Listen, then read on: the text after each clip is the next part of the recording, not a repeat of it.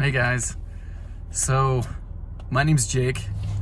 I have never really been much of a guy for posting videos. Anybody who sees my social media knows I never post anything, but I decided that I needed to make this video because, well, one, there's just been a lot of things that I've experienced lately, and I've told this story enough times, and there's been a lot of people that have been asking me about it, and I just figured, hey, might as well make a video of it so then people can refer back to it or, share it if they want to. The only reason I'm sharing this video is just because my view on the world has shifted a ton in the last while, and I believe that Jesus is coming back soon. His second coming is closer than we all realize.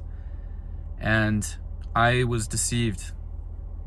And I feel like people should know how Satan works. I feel like I've learned a lot about how his demons work, how this spiritual warfare is happening. And I just wanted to make this video as kind of a warning, I guess, that Jesus is coming back, and just to kind of bear my testimony,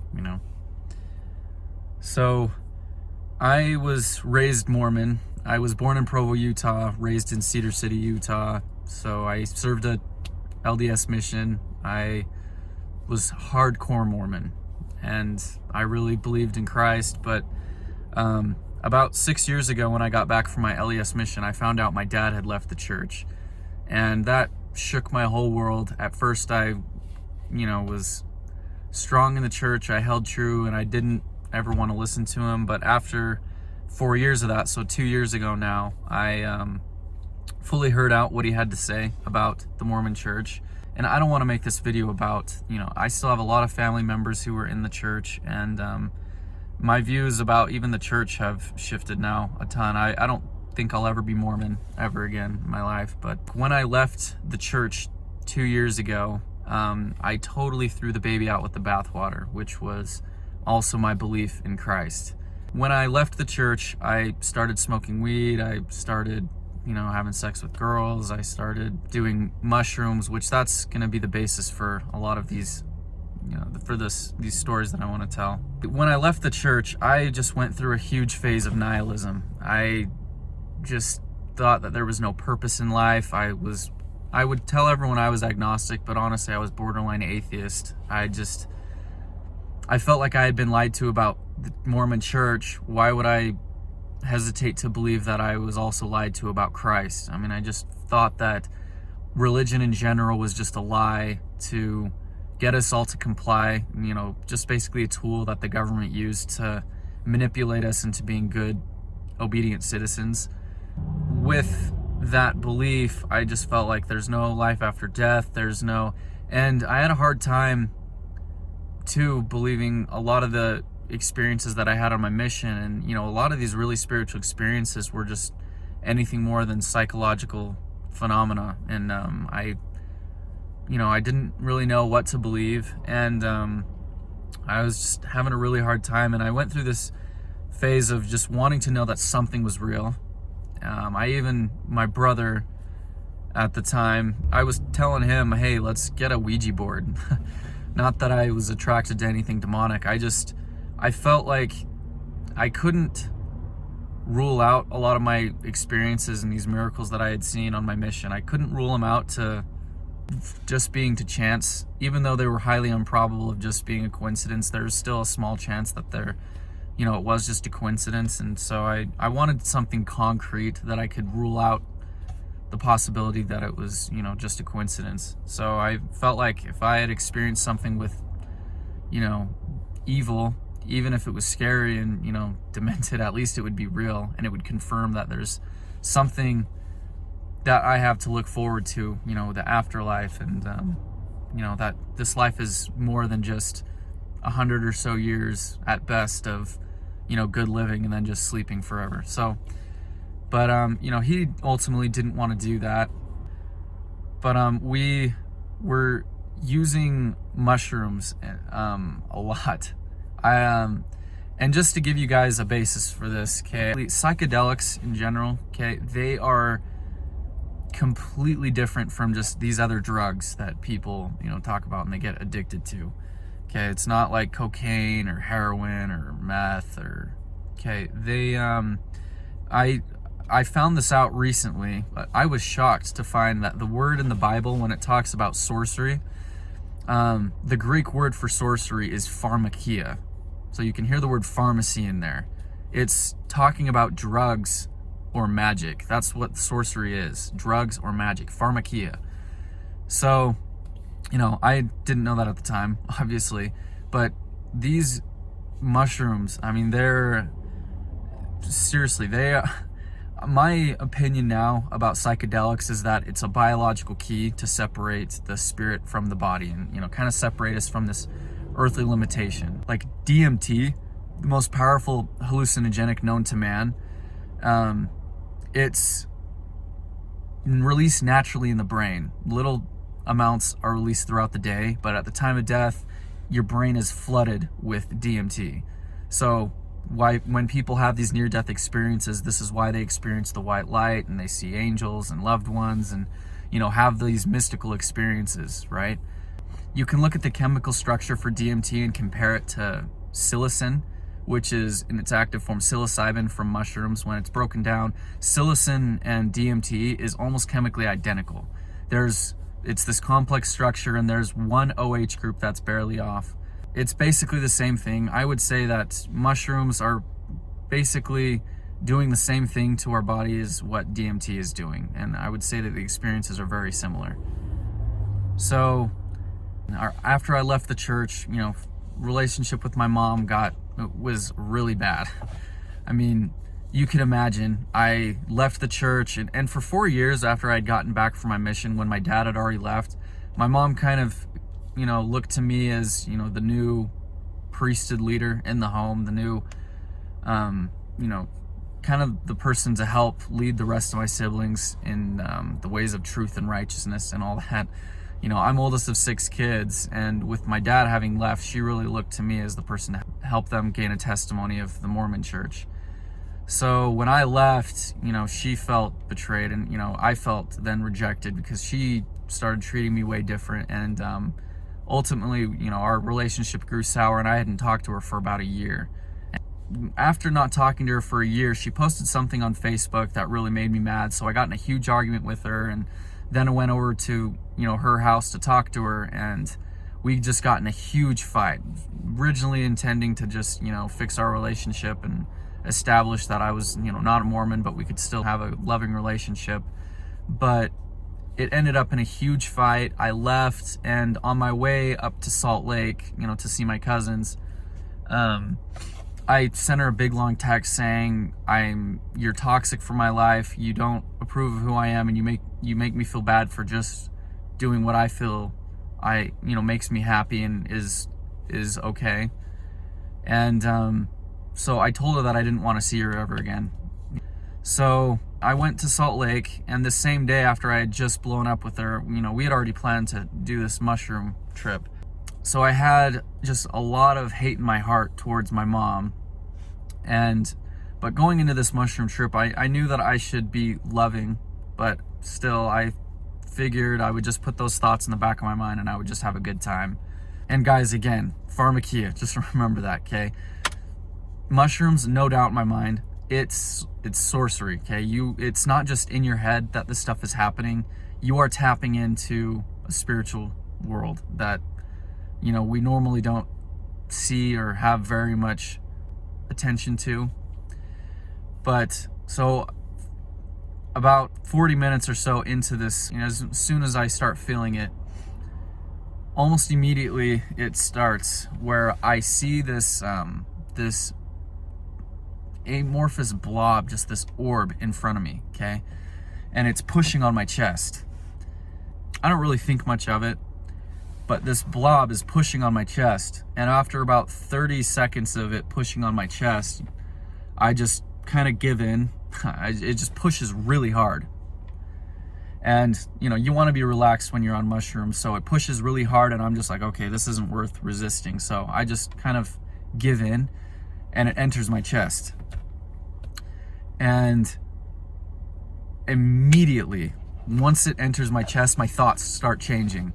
And the first thing I am trying to say is, I am not Jake. And it's not me that's thinking this. It's wanting to say, I am not Jake. And it's wanting to, to say this, but I'm resisting. And I have this internal battle with this demon that just entered me for about 5 minutes. And my cousin is looking at me, and he can see in my eyes that I'm panicking, and so he asked me if I'm okay, and I reach over to him, basically trying to communicate that I can't say anything. I can just make little sounds. I'm just trying to say something, but I can't. I'm just looking at him with panic in my eyes, just So they start recognizing that something's up, and the only thing I can say at this point, the first thing I remember saying, and it took a lot of force to finally say this, is I just scream out, "There's someone inside of me." And they think I'm joking at first. My brother's there, and he just looks at me and he's just like, "Gay." It would have been funny if I hadn't been experiencing what I was experiencing, but they realize after a little bit that no, I'm dead serious. And apparently I had said too, I am not Jake. I don't remember saying that, but apparently I said it a couple times. After a few minutes of them, figuring out, okay, this is real, Jake's serious, my brother starts talking to me, and he says, "Well, Jake, let it in. A while ago, you were talking to me about messing with a Ouija board. This never happens. We've done shrooms dozens of times. Let it in. Hear what it has to say. Learn from it. You don't get this opportunity very often." And I told him, "Dude, I'm scared. This thing, I can feel it, and it does not have good intentions. It's malicious, and I can feel that it is inherently evil. It does not want to do good by me." But he talks me into it. So then I look up to at the ceiling as I'm kind of gathering the courage to move forward with this and kind of not resist. And I remember just seeing the outline of a square, and it was the normal dosage. Okay, it was just the normal dosage, just 3.5 grams. And but yeah, I see this outline, just like a rift in what I was seeing, just this square just rippling, almost as if there was a doorway and that was about to be opened up, like it recognized I was about to consent, I guess. And I remember as soon as I gathered the courage and I consented, everything changed. It was, the way I describe it is, it was as if there was a candle always burning in my heart for, who I am, for my purpose in life. And it was as if that candle just blew out as soon as I consented. Guys, when I tell you that I have never felt more awful in my life, words cannot describe how awful I felt.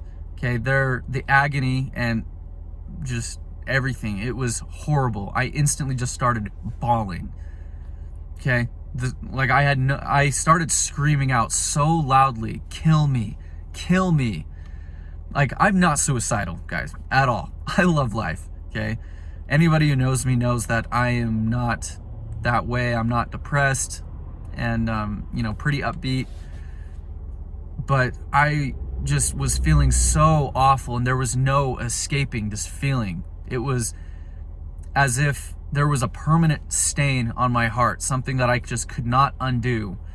And there was no getting past that, and it was better to die and just, forget everything than to have to bear that agony any moment longer. I was screaming so loud, "Kill me, kill me," so loud to the point where my cousins, they were seriously thinking about knocking me out because I was screaming that loud. They were worried that the neighbors were going to overhear me, and that they were going to hear me screaming and call the cops and get us all in trouble. So, and it was going on for, seriously, like, I would say 30 minutes. It was probably, seriously a half an hour of me just wailing and crying and just switching between saying, I'm sorry, and, kill me, kill me.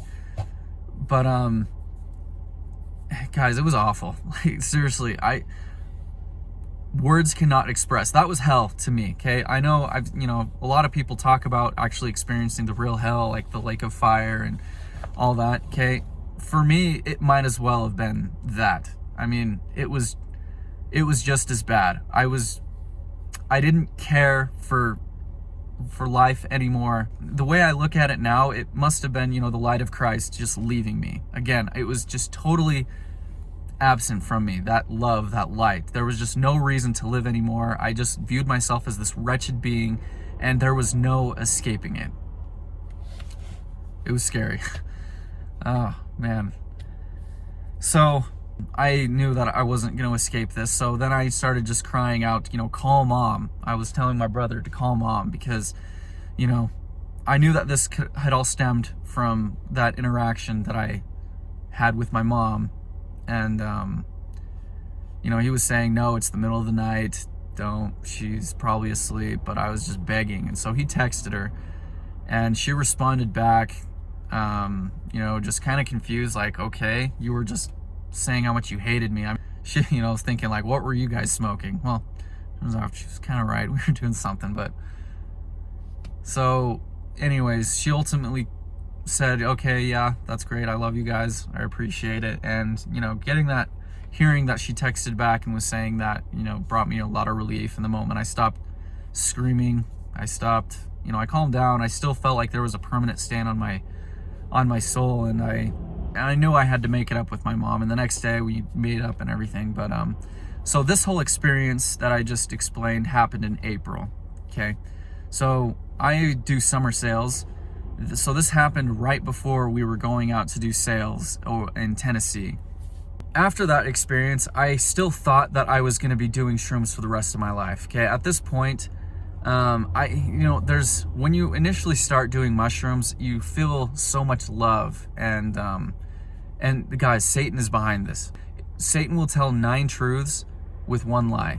Okay, it's literally going into this. There is so much good stuff that you'll experience, but it's only to bait you in, to then reveal these lies that will just trap you and keep you going down the wrong path. After that happened, I should have known, like, that was horrible. I was possessed. There was a demon in me that made me want to kill myself. I should have recognized how evil that was. But afterward, I was just thinking, oh yeah, this was a good thing. I've always experienced love, and I went in with hate in my heart, and it cured me of it. I mean, I'm so grateful that it happened, because it, I was able to shed karma through it. And, it was able to make me more of a, loving Christ-like person even. I mean, these are the kind of lies that you tell yourself to justify what had happened. So I was still thinking I was going to do it for the rest of my life, okay? I knew now that there was something, that there was a spiritual nature about us as human beings. Now I had something concrete, and I wanted more. So the summer starts at this point, and I'm telling a lot of people about this experience that I've had, and immediately my brother and I start getting into New Age. We start looking at videos from Stephen Greer.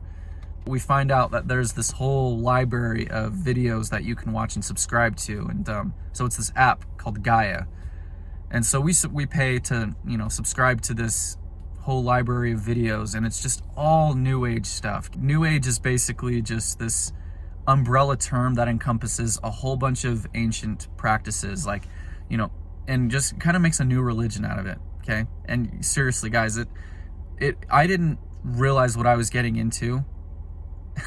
But it's all evil. I'm telling you, it is all evil. So we were getting into meditation, astral projection. I was buying heavily into the idea of reincarnation, and we were talking about realigning our chakras. And you think that this stuff is innocent? It's not. There's an evil basis behind all of it. If you go back to the roots of every one of these topics, seriously, it's evil. And I know, and again, I know I'm probably going to get a lot of flack from this by saying that. No, I don't care. I have to give my experience, and I know that this is evil, guys. Okay, so I don't care if people judge me for it. I have to get this message out there. So, anyways, doing summer sales, we don't have a lot of time to, like, we're knocking doors every day and pretty long hours, but every spare second I have, I'm watching these videos. Okay. And what's really interesting, because it shows you a bunch of science and a bunch of things that they don't teach you about in school. They teach you a ton about Nikola Tesla and how a lot of these things are possible, but it doesn't just show you the science, it also shows you, it quickly turns the theoretical into practice. And so if you know that you can do all these things, you're not gonna just sit by passively and do nothing. I mean, so when I wasn't watching these videos, which was basically every moment, you know, I was trying to do these things, I was meditating. Me and my brother, we were to the point where we were, you know, trying to bend spoons. We weren't able to do that. I'm sure we could have had enough time transpire, but it was still pretty new. We only had the summer of doing this, but you know, we took a pendulum and we were able to, with our minds, change what, you know, which way it was spinning. And you know, there's power in this. I'm telling you, there really is. But so what really now got me into this next experience when I was possessed was when I started getting really excited about astral projection. Which, if you guys don't know what that is, it's basically the idea that you have your spirit, they'll call it your astral body, and you get relaxed, and you basically, when your body's relaxed, your spirit is still awake, and your spirit leaves your body, and your astral body goes around and, you know, travels around the world, and, you know, wherever you want. So I'm trying to do this astral projection, and I'm listening to these headphones, okay? I feel the vibrations throughout my whole body, and you know, but it comes and then it dissipates, comes and dissipates. I take my headphones out and I just roll over to my side. That's usually how I sleep. So instantly I become really relaxed. And even though the headphones are out, all of a sudden that sound just comes blaring back to me. It's almost as if there's a trumpet in my ear blaring those same binaural beats, and I feel it. It's so loud, even through my body. Like, it's almost like I can hear it in my body. It's just vibrating so much. And so then I start moving into the next step of astral projection, which is to then, once you reach this point, to try to leave your body. And so I start rolling out. And at this time, because it was Sunday morning when I was doing this, and my bed was right next to the window, and there was always the sun shining in. So I put these eye covers on just so that, you know, it wasn't distracting me while I was trying to do this. So once I start trying to roll out of my body, all of a sudden I'm able to see everything in front of me. Even though I have these eye covers on, I see everything. And my arms are in front of me. I start moving my arms around, and I can see my arms, my spirit hands, if you want to call it that, you know, moving in front of me.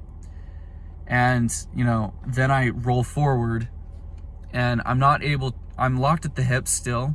But I remember, you know, still my torso is out of my body, and I'm looking around my room. And this whole experience only lasts for maybe, you know, 5 to 10 seconds. It really wasn't long, but I was fully conscious. It wasn't just a dream. And anybody who's experienced this knows what I'm talking about. It's real. And so I get really excited at this point, and then I get thrown back into my body, and then it all ends. But that experience was, again, like this next big step. Again, it was so exciting. I'd never experienced anything like that before in my life. And so then I start telling, you know, my buddy and my brother, and, you know, I'm just telling them this experience that I just had, and, well, guys, it was real. We gotta try this together now. You know, and it's just to bait us in, to get us, you know, deeper and deeper into this stuff, okay? So I have also, in learning about astral projection, they teach you about your spirit guide. That once you leave your body, that there are beings on the other side, and you need to be careful about which ones you encounter, and you need to make sure that you get to know your one that's dedicated kind of to you, to kind of guide you through this spirit world. And there's even other dimensions, not just this one here.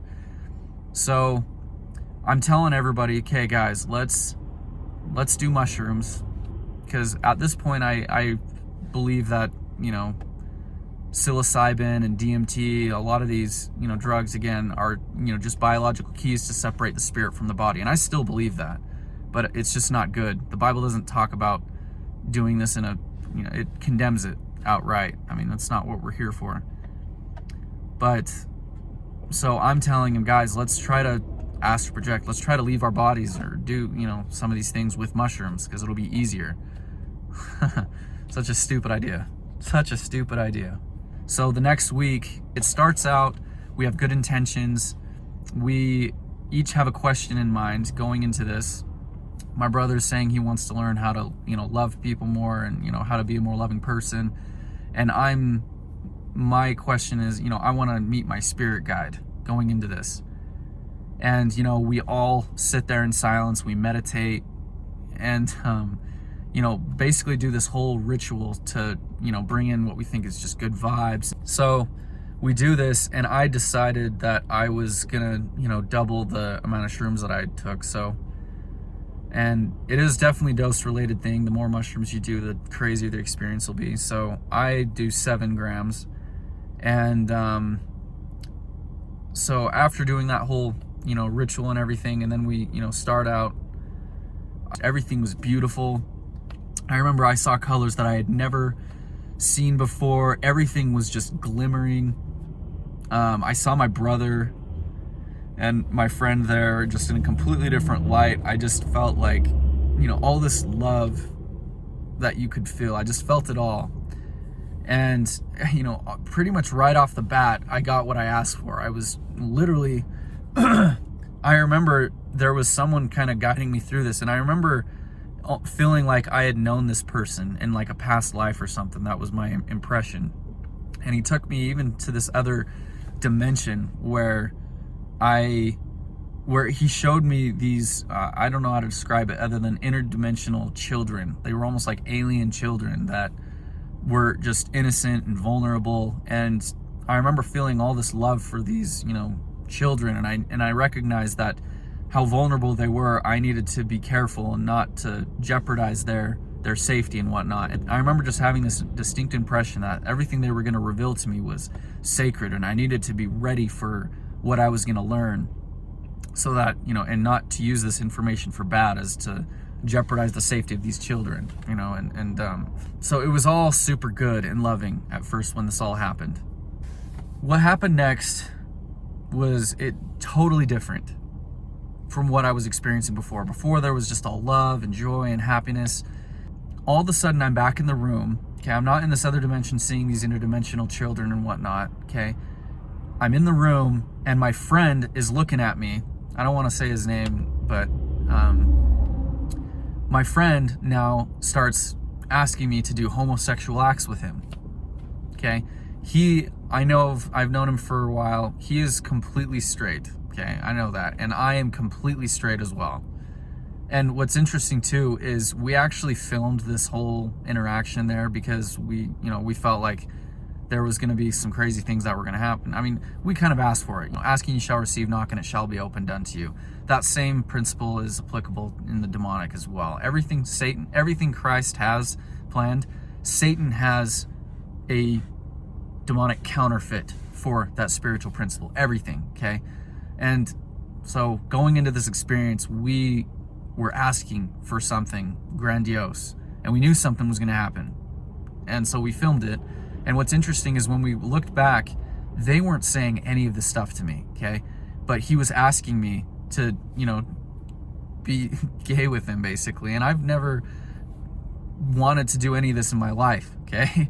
And I'm immediately telling him, no, just disgusted. And he's sitting there and making these demonic looks at me like, you're a bad person if you ask. And then trying to make it more enticing. Come on. And being very,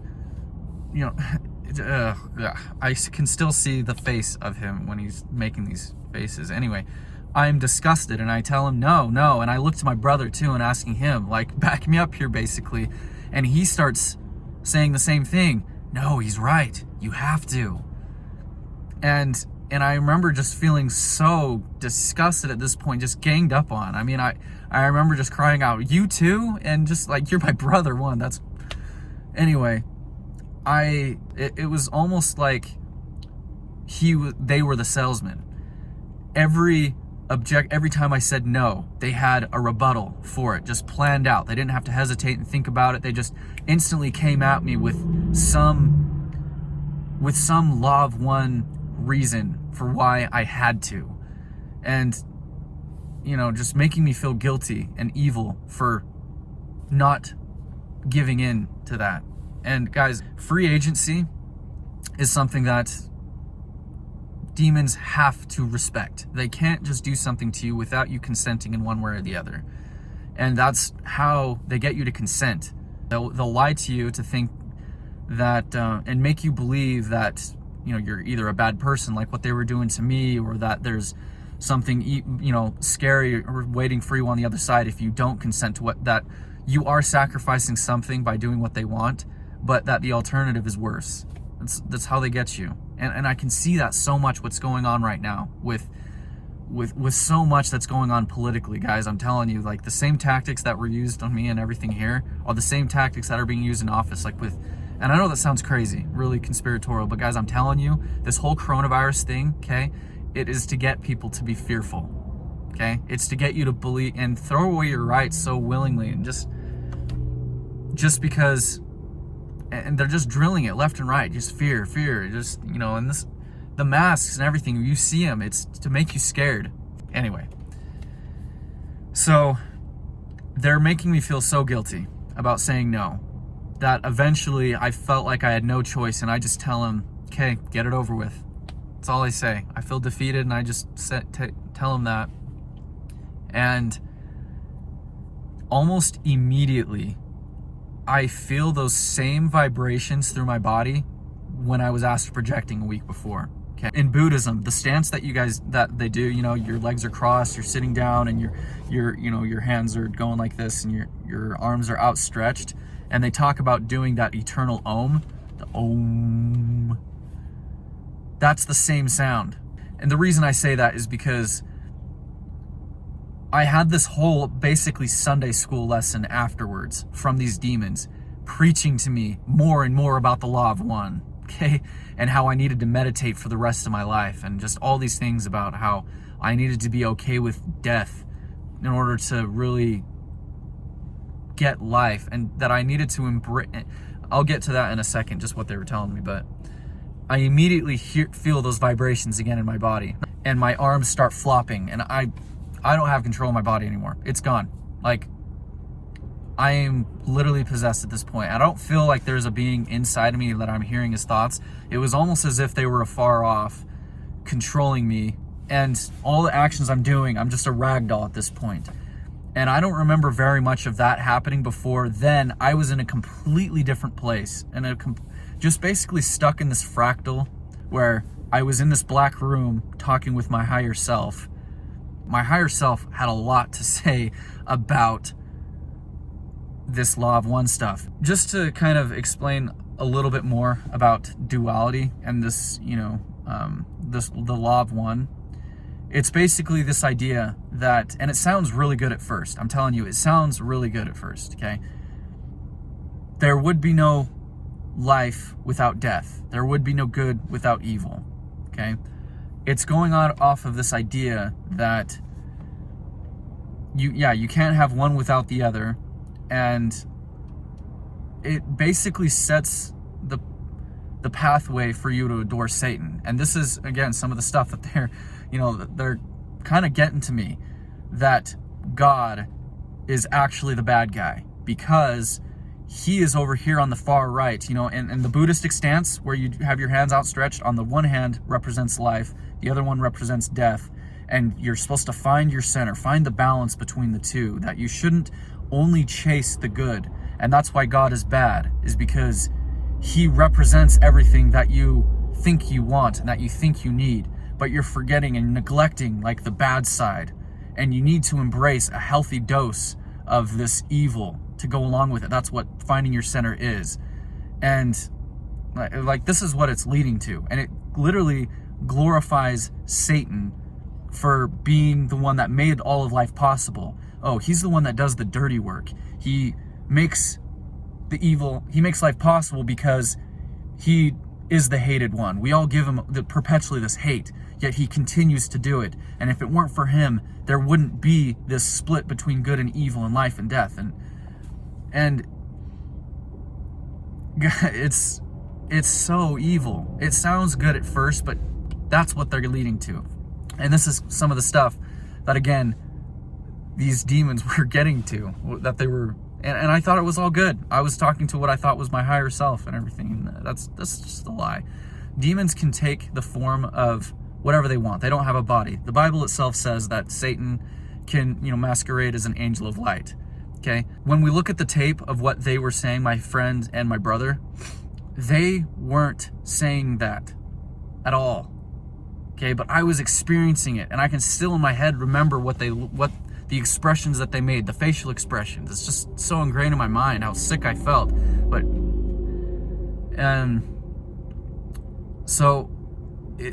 there is no higher self. It's all a lie. These are just demons masquerading as whatever you think is good. So, and just so then that once they know that you trust them, they'll just tell you whatever lie they can to just bring you subtly down to hell. It's literally what's going on, guys. So, anyways, I'm having this whole Sunday school lesson that I think is all great, from these demons. And I'm just sitting here thinking, oh, this is so profound. This, the law of one, I'd learned a little bit about it before, but I'm just learning about it from a completely different light, way more in detail. And anyways, I do not realize, but my body is completely possessed. I'm in a different place, and my brother has a completely different story to tell about what happened. From his experience, I was doing these dances and I was doing these rituals, and I kept repeating these movements that he was saying. And he even asked me at one point, like, why are you doing this? Does it even have any significance? And he said that I looked at him like with this look of yes, and you should do it with me. And he says that I was trying to get him, I kept trying to get him to do these things with me.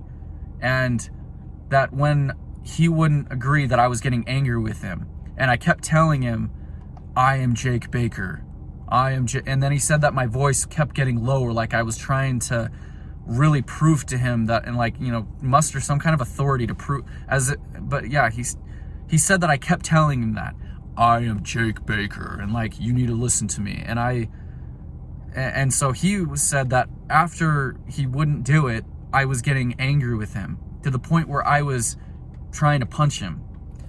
And my friend had to intervene. It was apparently getting violent to the point where my friend had to get in between us and separate us. But I was still just getting so angry that I don't remember any of this, guys. Serious. I don't remember a thing of that, okay? I don't remember being mad at my brother. I don't remember throwing punches, but apparently I got him in the closet somehow and was trying to wrestle him, and he, was trying to get away, but I was throwing punches at him, and I don't know, guys, I have no idea how this happened, but I broke my hand. I got a boxer's break, and I actually had to have surgery. So yeah, they opened it up. They had to put 4 pins right in here and restructure it. I don't remember that at all.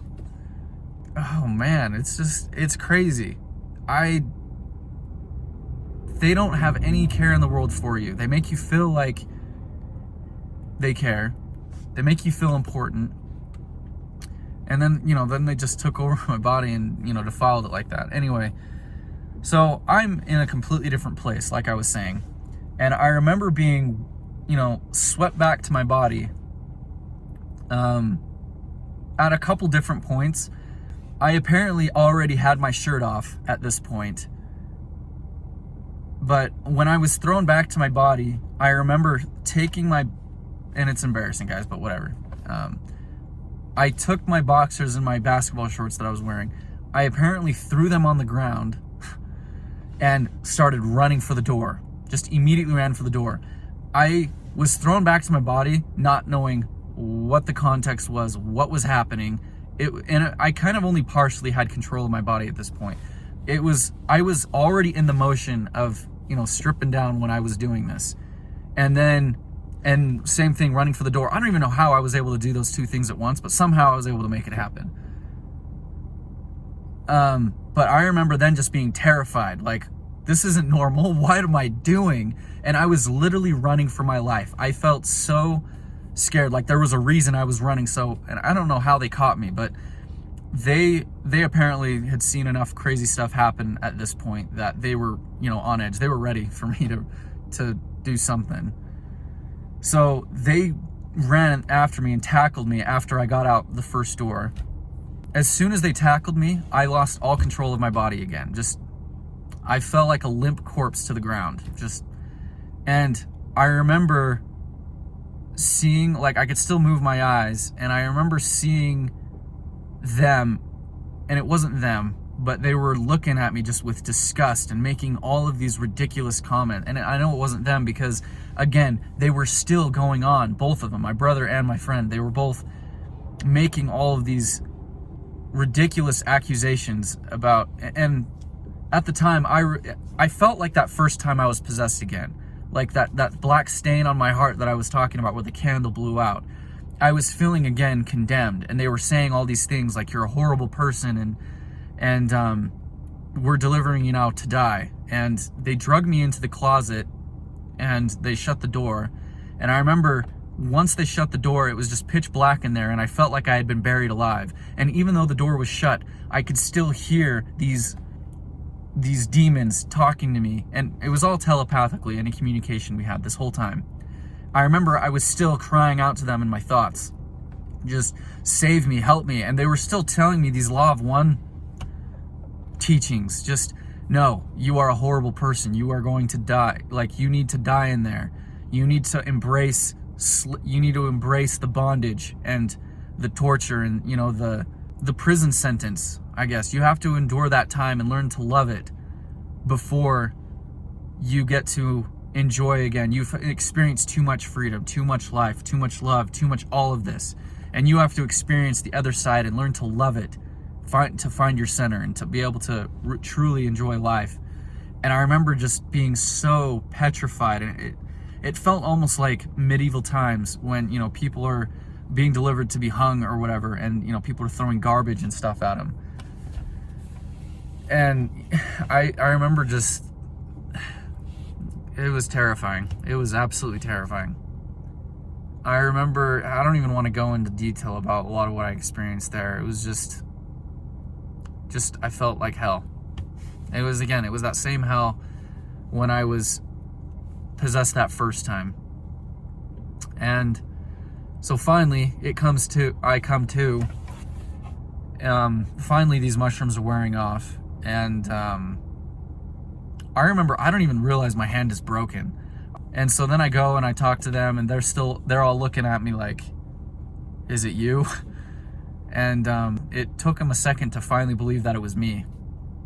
So after that, guys, I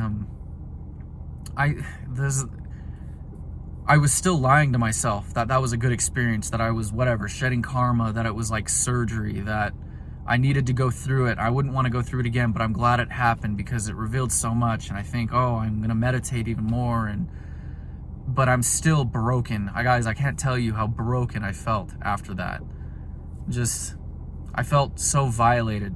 Up till this point, getting into all of the New Age stuff over the summer, I remember having little moments where I felt like Christ was calling to me.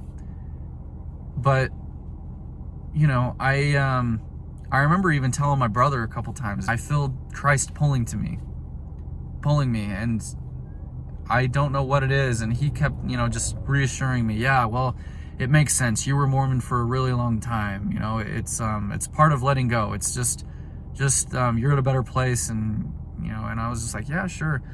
At one point over the summer, I remember I sold this woman, and she just after the sale, we were talking, and she was telling me, or asking about my story, and I told her how I used to be Mormon and I left, and she started talking to me, well, I hope you have your heart open to Christ.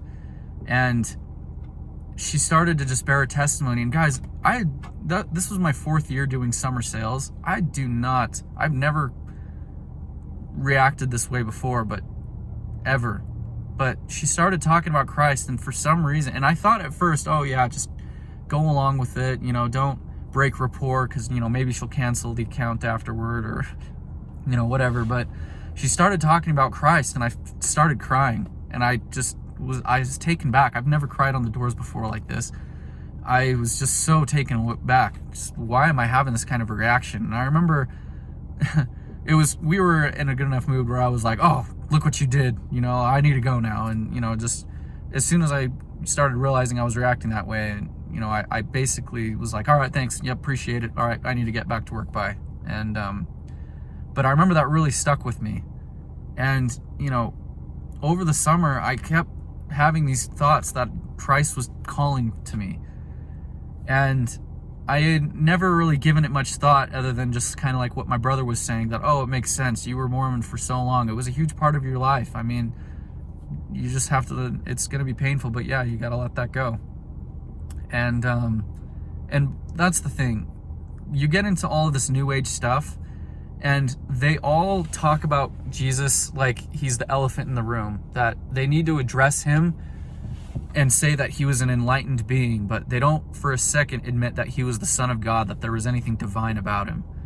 And so they address him, but then don't say anything more about him. I remember seeing some other videos on Gaia about him, and I remember just like even searching that, the terms, Jesus Christ, Savior, all these things, there's nothing about him, just, stuff that fits the New Age paradigm, so that, it kind of leads you towards believing in reincarnation. And they even teach you in this New Age stuff that, oh yeah, Jesus even taught about reincarnation. And they give a few scriptures that at, face value, you look at it and you think, oh yeah, that makes sense. And, but so I'm just, after that second experience of being possessed, I just feel so broken, just so violated, and just like, I don't want to do this anymore. I felt like, oh yeah, it was overwhelming that I needed to meditate and do all these things, but that's the furthest thing from what I wanted to do at this point. And I'm not talking about Jesus anymore at this point, but it was no more than a day after. It was probably, maybe the day after. I remember on YouTube, it pops up in my YouTube feed, from New Age to Christian. And I had never heard about New Age at this point. I didn't know what it was, but I just saw the Christian part and just thought, interesting. So I watched it, and it was this girl who, just this about 30-minute testimony of how she was into all of the same stuff that we were into, except more. She was doing tarot cards and, but essentially all of the same stuff that we were getting into.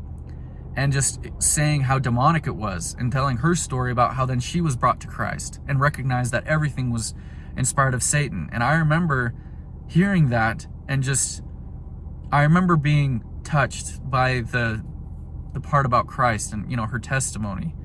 But I was still skeptical that everything I was getting into was completely evil. I was like, no, but there's so much good coming from it, and just so obvious.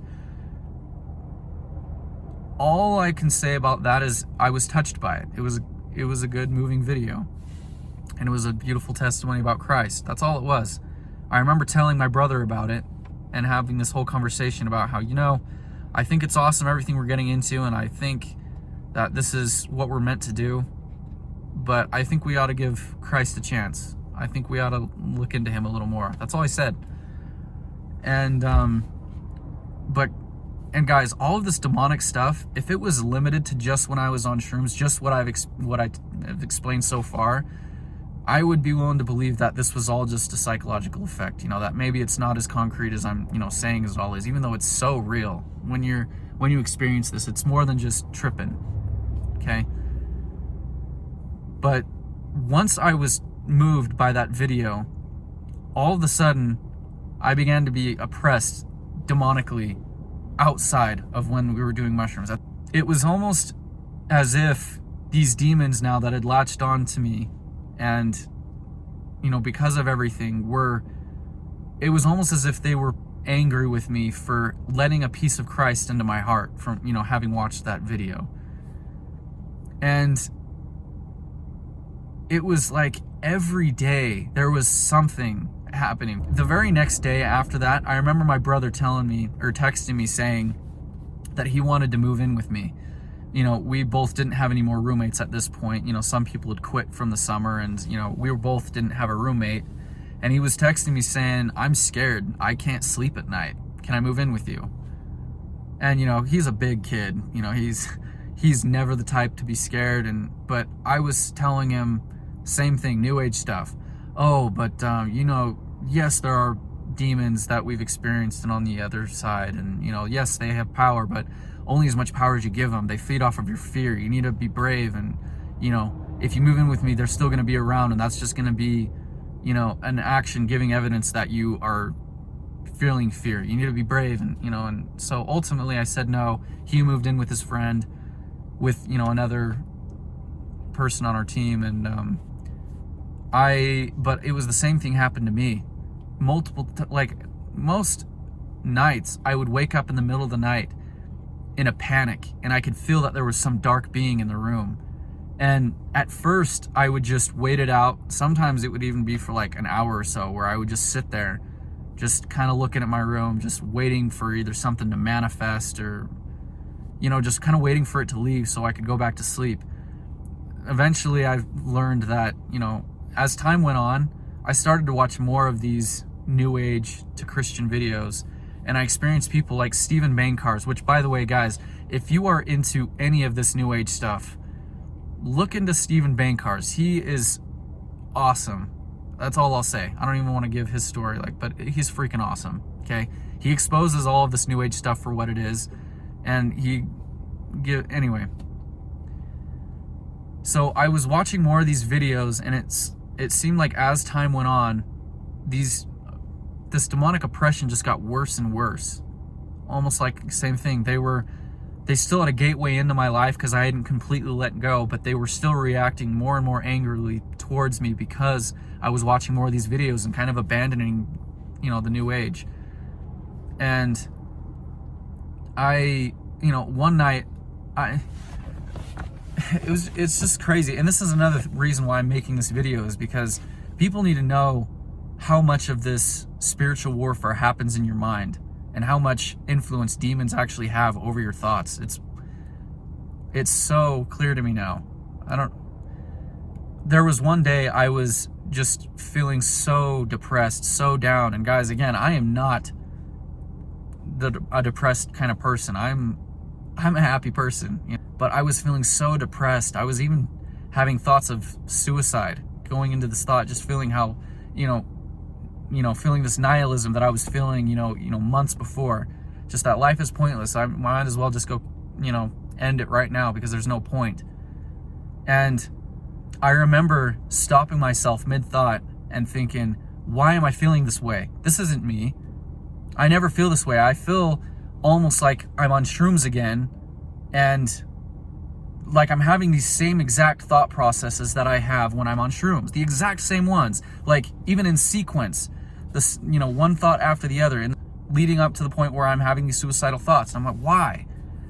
And once I do that, all of a sudden, once I'm not just in my own head, I realize that there again is something dark in the room. And the lights are even on at this point, but I don't see anything, but I can sense that there is something so evil in the room.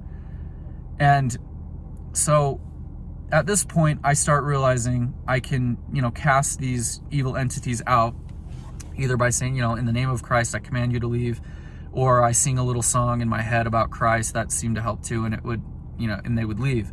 But they kept coming back, okay? But, so I do at that time, I command it to leave, and that's a clear sign to me at this point, okay? That wasn't my thoughts. That wasn't me. And so, anyways, fast forward a little bit, a similar thing happens. I'm knocking doors, and there's this one guy that I am just so angry with. He just, knocking doors, you can imagine, I'm a solicitor. There's people that don't like my, that profession. And so he was a dick. He was saying a bunch of things that, really made me mad at the time. But I was at home now, and I was just thinking about that and stewing about it. And I was so angry at this guy. And it wasn't justified at all. I was having thoughts about even, hurting this guy and eventually killing him, and just in the most gruesome way. I was just so bitterly angry at this guy. And I took myself out of my own thought process. I just thought, why am I now thinking this way? This isn't me. I am not a violent person. It's not going to change anything if I hurt him. And why do I feel this isn't healthy? Why do I feel so angry at him right now? I should just get over it. And I remember once I do that, once I escape this thought process, I hear this in my mind. Oh, he's learning. Oh, he's learning. Like I had just caught red-handed these demons influencing my thoughts towards violence and all this. And at that point, same thing. I'm like, oh my gosh, this is crazy. And so same thing. I have to sing a little hymn in my mind or whatever. I can sense it again. I command it to leave. And here's another thing that I wanted to explain. There are literally contracts. Okay, this is actually coming now. This is something I've learned afterward listening to a guy named John Ramirez. If you haven't heard about him, he's a Satanist. Well, he was a Satanist for like 30 years and then had a come to Jesus moment. You should look him up too. He has an awesome testimony online about how he was saved, from all of the satanic stuff that he was doing. But what's really interesting is how these demons were still able to have access to my life because I wasn't entitled to the protection of God anymore. I was letting these demons into my life. I couldn't stop it. I could, maybe command them to leave or, say something long enough for them to, not be able to tolerate the name of Christ where they would just leave. But, when you participate of the sacrament, the covenant there, the promise there is that, you will remember him and, keep his commandments, and that then you will have his spirit to be with you. When you break that in the slightest, when you do something, even like any kind of habit that's built up over time, if you are compromised at all, where you are doing something that is wrong and you haven't repented of it, you are severing that contract with God. You don't have his protection anymore. And, and it's the same thing with the satanic counterpart. Anytime we have these thoughts in our mind, you entertain it, even for a second, you are giving license for these demons to come and abide with you and, torment you. And but I didn't, I was still thinking, gradually I was letting go of all of the New Age stuff. But finally, the last time I just decided enough was enough. It was because in the night I was woken up 3 separate times from these demons. The first 2 times were pretty much the same. I'd wake up in the middle of the night, just like every other time, just in a panic, just look at the foot of my bed because I could sense that something was there. I would look, of course, I wouldn't see anything, but I knew, guys, when it's there. Many of you know what I'm talking about. So I would basically tell it to leave, and then I would go back to sleep. So 2 times that happened, but the 3rd time, guys, and I'll never forget this, okay? I woke up, not because, in the panic, but I woke up because my whole bed was shaking. This is where my stupid mind goes sometimes. But at first I thought it was an earthquake. It was shaking that bad, and my mind at first thought, oh, this is kind of cool. I've never experienced an earthquake before.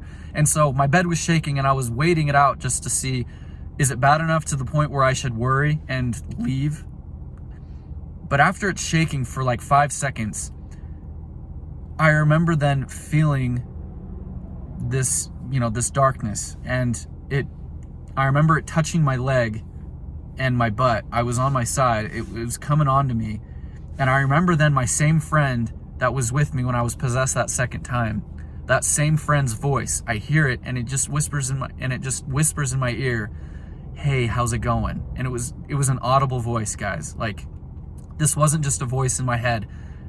It was his voice, and it was audible. And it sounds innocent just to hear that, hey, how's it going? But it was that same tone of voice that he had when he was telling me to do all these homosexual acts with him that 2nd night when I was possessed. And I flip over. The bed's not shaking anymore. He's not there anymore.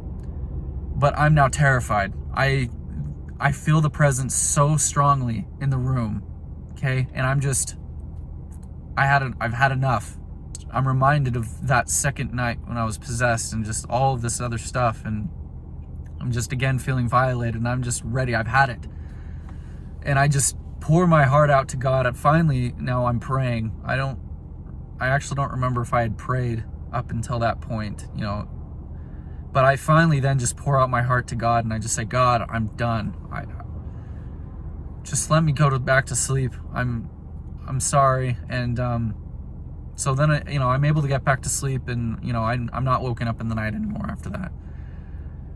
But the next morning, I'm reflecting on that, and I'm again just thinking, okay, this has to be for real. I'm done. I'm done with all of this New Age stuff, everything that, Stephen Bankars and others have talked about on YouTube. It's like, I can't help but just accept that everything truly is a lie that I was getting into, and I'm sick. No matter how enticing it all sounds, like I just know it's not right. It's not what I want for my life anymore. And I pour my heart out to God, and I am just telling him I'm done, not just with the New Age though, just everything. I'm a Christian again. I am 100% yours. Whatever you want me to do, I'm going to do it. And I'm proud to say that since that day, I haven't looked at pornography. I haven't smoked any weed. I even little things like I used to just swear a ton. I don't enjoy swearing anymore. I used to just get so angry I remember me and my brother, when we would get in a fight, we would just go at it. And we would just fight and fight. And I remember I just was so much more patient, and I just wouldn't. Anyways, I was just changed after that. And that was probably 2 months ago since I finally, gave my life up to Christ. And I haven't felt another demonic episode like that. They're gone. And I feel good now that when Christ talks about the living water, at the well, what he talks about there is so true. For so long getting into this New Age stuff, I was trying to fill this void in my heart, and it was like an addiction, guys. I kept trying to get more and more. It started off, by thinking maybe I want to mess with the Ouija board. Maybe, these shrooms now, and maybe that after that first possession story, I need more, and then astral projection, and then trying to then meditate and do all this stuff in combination so that I could have an ultimate experience. It was just getting worse, and this void in my heart was just getting bigger. And in the same moment that I declared, that I poured my heart out to Christ, I haven't felt that need anymore. I go back because of course, I love reading the Bible now. I love it. I love the feeling of the Spirit, but it's not something that I feel drained without. I go back because it's so good and it's so fulfilling. But I'm not broken anymore, and I'm healed. That black stain on my heart from that first night when I was possessed, where I describe how the candle was just blown out, it's gone. When Isaiah in the scriptures talks about, though your sins be as scarlet, they shall be white as snow. I felt that was one of the biggest things about that night, was I felt like it was permanent. That I was just forever damned, and it's gone. I'm whole again. And I'm just, guys, this spiritual war that is going on right now, it is so real. Okay, even though it is so real, Satan wants you. Okay, in the New Testament, I think it's Peter, he says that Satan is walking about like a lion, seeking to devour you. Guys, he at every moment is trying to get you and deceive you. Okay, he tells 9 truths along with 1 lie. There are so many deceptions today in the media. They're everywhere. And there is so much good, especially in the New Age. There is so much deceiving truths there that once you accept them in their perverted light, it just sets the gateway up to introduce these lies that are so easy to miss. And again, so much of this warfare happens in our mind.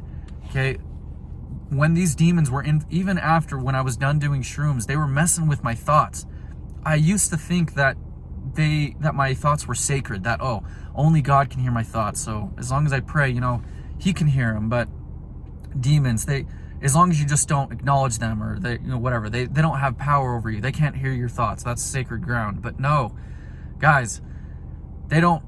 That's where they do their main work. That is where they are experts at doing their deception.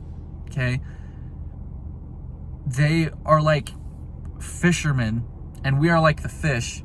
Okay, they know what kind of fish you are. They know what kind of bait you want, whether your bait is pornography, whether it's anger or fame or whatever. Okay, there's a lot, pick your poison. They know which one is your weakness. Okay, and even though the Bible says, what Christ says in Matthew, even if you look upon a woman to lust after her, you have already committed adultery in your heart. Guys, you don't have to actually do the deed to